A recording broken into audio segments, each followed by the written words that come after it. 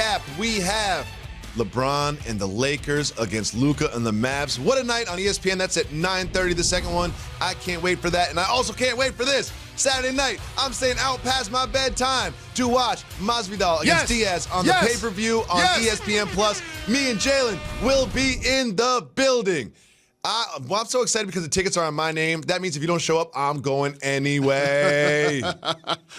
Jalen, so much happened in the NBA and the World Series last night, but we really have to focus on one of the most impactful things that happened, and that is the injury of the hand of Steph Curry. It happened here when Aaron Baines, you'll see his butt lands right on Steph's hand, and Steph has a broken hand. You also had a broken hand. What do you think this means in terms of the Warriors and Steph and his recuperation? Well, there are a couple of different things. Is he going to need surgery? And will that surgery require him to need some pins and screws put in his hand? Because as a member of the Raptors, after coming back from having a broken hand, I probably came back maybe 2 weeks too early. Ooh. And I missed almost 2 months. So I played with my version of a Michael Jackson glove on with a cast on top of it, which clearly became a target for the defense to swat at my hand as they were going after the ball. And it hurt very much. And so for Steph, this season is now lost with the Golden State Warriors. I know he probably had aspirations of playing at MVP level, of showing everybody he can lift this team to the playoffs, along with Draymond Green, adding D'Angelo Russell. That's not going to happen. So now you don't have to rush him back. And so for Steph, I think the recovery process is going to be a lot longer because they're going to play it safe, and rightfully so. I think that's a really good point. And one thing I do still want to mention quickly is the implications aren't just for the Warriors. Leaves a spot open that I think the Dallas Mavericks will slide into in the Western Conference. We'll monitor that as the season continues. And one thing that we have been monitoring is the behavior of Kyrie Irving. Jackie McMullen had a piece a couple days ago just talking about the front office being a little uncertain about some of his mood swings. And then we heard from the head coach and his teammates, but we hadn't heard from Kyrie until last night. Here's Kyrie responding to the reports. Who cares what ESPN says or anyone says? Like, I love myself, I love my family, I love my friends, I love playing basketball. I'm grateful to do it every day.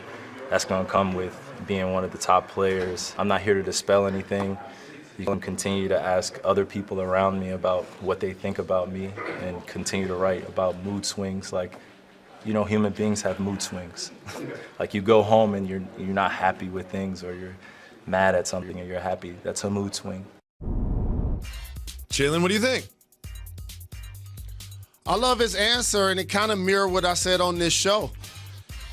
All of what this dynamic boils down to is your role and space on the team. As the 15th man, when a report like this comes out, your teammate's going to be behind you, ride or die. When it's your best player, they're going to double down on that support. And so for Kyrie, I saw a level of responsibility and maturity that it's one thing to perform out on the floor, but what people underestimate is as an athlete, you also are required to be on pretty much all of the time. Whether you're at a restaurant, whether you're at an airport, whether you're in front of the media. And so there are going to be times that you don't feel like your best version of yourself. And that's really what he articulated. Jalen, how come every time I'm with you, you are always so sweet and always so nice to everyone that recognizes you? I've never seen you not be your best self when someone in public recognizes you. I'm not Kyrie. And here's the other thing. All that is your personality. Just look back for public consumption ever since you saw me playing in high school, playing in college. I was always brash. I was always outspoken. That's my personality. That not necessarily his or KD's for that matter. You know what's going to help all this story? They get some wins. They're sitting at 1-3 right now. And one thing I learned from my friend Jalen Rose is winning is the best deodorant. If something stinks, get some W's up there. And guess what? The mood swings don't matter anymore. None of it matters anymore once you get some wins. Once the Nets start winning, we'll see. Jalen, it's Halloween, and neither you nor I dressed up because we're washed up. But a lot of athletes in sports did. So we're going to take a quick rundown on some of our favorite costumes from Halloween. Reggie, you got the spooky music for us? There it is. Let's take a look, and we start, as we always will, with LeBron James's Edward Scissorhands. Jalen? I love LeBron James' costume. And the great American philosopher, and I hear people copying that, David Jacoby once taught me that if I have to show a picture of my Halloween outfit, then it's a whack outfit. Yeah, you can tell who look at he LeBron, is. you can tell what he's trying to do. I like it a lot. I'm glad you set that up like this, because I don't think you've ever seen the movie that Isaiah Thomas's character is from. Do you know what Isaiah Thomas is dressed as? Let's show it. What is that, Jay? Loop-a-loop. Oh, Loop-a-loop. He was close. He was close.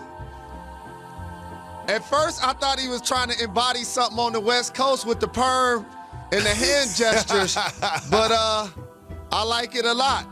It's flavorful. It is, and I also like it when someone has a self-awareness to make fun of themselves. Obviously, Isaiah Thomas is not the tallest person in the world. The Oompa Loompas were also not that tall either. And this is like a little bit of a costume battle, because the backcourt of the Washington Wizards, who just scored 158 points in a loss, both dressed as different versions of the Joker. Who do you think did it better, Ball or Beal or Wall? I'm gonna go with Beal, cause the green hair, the color of the green hair, I think it was a little more exact. So I give it to him by an edge. Well, someone who was mixed up with Joel Embiid last night had previously dressed as the same person, the Joker. Jalen, the walk really does it for me. The cane and the walk, like you gotta get in motion. Yes. That does it for me. That absolutely does it for me. Yes. I think that this is the best Joker that I've seen of the three Jokers in the NBA. And Jalen, we have this one too. This one I think is my favorite of all of the costumes.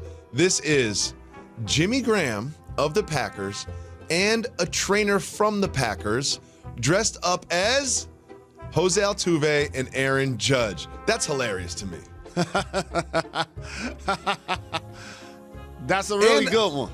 I just love that they went to like a local high school baseball field to do it too. Like the whole thing is just absolutely perfect. And this is something I really wanted to show you because it involves both Halloween and it sheds light that you and Lamar Jackson have something in common. Let's listen to the Ravens quarterback.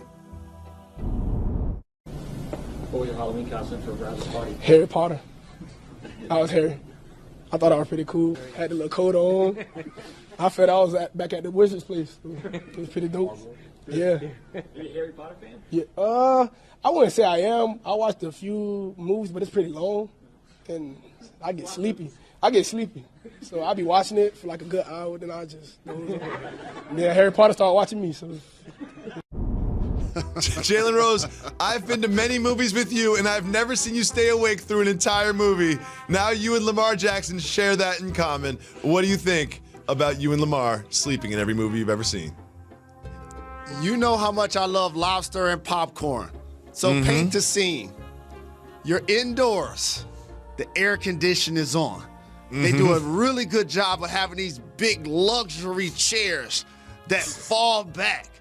And now they have the nerve to serve adult beverages in the movie? Oh, man, that's a nap waiting to happen. I've seen Jalen fall asleep during the trailers. Like the movie didn't even start yet, and Jalen is asleep. When we come back, we will be joined by none other than the Jaguars quarterback, Gardner Minshew. You'll see what I mean after this. Got to give the people